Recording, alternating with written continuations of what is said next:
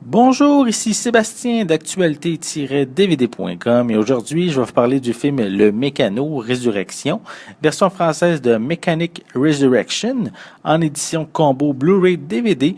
C'est de Dennis Gansel et ça met en vedette Jason Statham, Jessica Alba et également Tommy Lee Jones et Sam Hazeldine.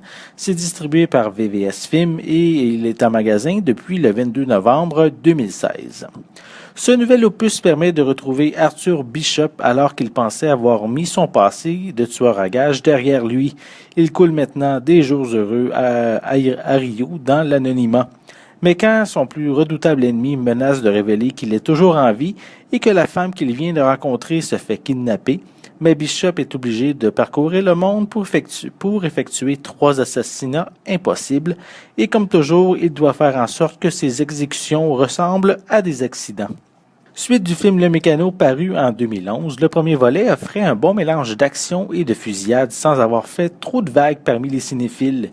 La scène d'introduction est très prometteuse avec un combat chorégraphié très bien réalisé, mais en même temps irréaliste, puisqu'il fait un saut dans le vide pour atterrir sur le dessus d'un deltaplane, mais c'est quand même le fun à voir à l'écran. Malheureusement, immédiatement après, on tombe dans un creux scénaristique qui s'éternise beaucoup trop, environ une vingtaine de minutes, afin de simplement présenter les autres personnages. Disons que ça casse un petit peu le rythme. Une chance que les décors sont magnifiques avec des îles paradisiaques sur le bord de la mer. Par contre, dès que les missions débutent, ça redevient beaucoup plus intéressant. On découvre les techniques utilisées par Arthur afin qu'il atteigne ses cibles. Les cascades sont vraiment bien intéressantes, l'action est bien dosée. Je pense immédiatement à la scène pour s'évader de prison ou celle où Arthur Bishop doit effectuer une mission spéciale en dessous d'une piscine qui est située à plusieurs dizaines d'étages de haut. Dommage que les effets spéciaux, par contre, ne soient pas tous constants.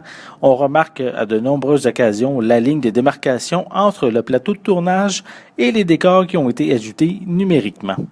Jason Statham reste dans son registre en jouant le héros spécialiste en combat, ayant peur de rien et qui se sort de plusieurs situations grâce à la chance. J'ai été déçu par contre pour le rôle de Jessica Alba qui interprète Gina, la jeune femme en détresse qui se fait kidnapper. Mais je trouve que son personnage est fade et propose, disons, pas beaucoup de contenu pour faire progresser l'histoire. Tommy Lee Jones personnifie l'une des cibles d'Arthur et malheureusement, je trouve qu'il est très peu présent à l'écran. J'aurais aimé le voir beaucoup plus. C'est dommage pour un acteur quand même qui a autant de talent.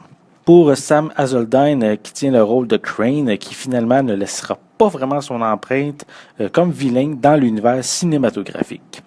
Visuellement, cette édition Blu-ray propose un très bon transfert en haute définition. L'image est claire, précise, même lors des plans rapprochés. Pour les pistes sonores, elles sont disponibles en anglais et français True HD 5.1 pour l'édition Blu-ray et anglais et français 5.1 pour l'édition DVD. Les deux éditions ont des sous-titres en anglais et en français. Pour les suppléments, on retrouve Engineering the Sequel Inside Mechanic Resurrection qui présente des scènes en coulisses avec quelques entrevues. On a Scoring the Action Film with Mark Izam. Ici, ça propose une featurette à propos de la musique du film, bien sûr. On a The Malaysian Prison qui présente un tour très rapide du tournage de la scène dans la prison. Il y a également un aperçu rapide de l'actrice Michelle Yeoh qui interprète une amie de Arthur Bishop lors des scènes sur les îles thaïlandaises. On a également une featurette à propos de Jason Statham et des scènes d'action et de cascade. Et finalement, on retrouve une copie DVD du film. Dans Le Mécano Résurrection, Jason Statham reste le meilleur sujet de cette production qui, au final, se classe dans le milieu de peloton des films de l'acteur.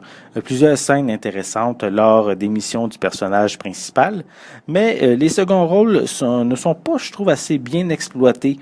Comme je l'ai mentionné lors de sa sortie au cinéma, c'est un film qui est beaucoup plus agréable à regarder dans le confort de notre salon.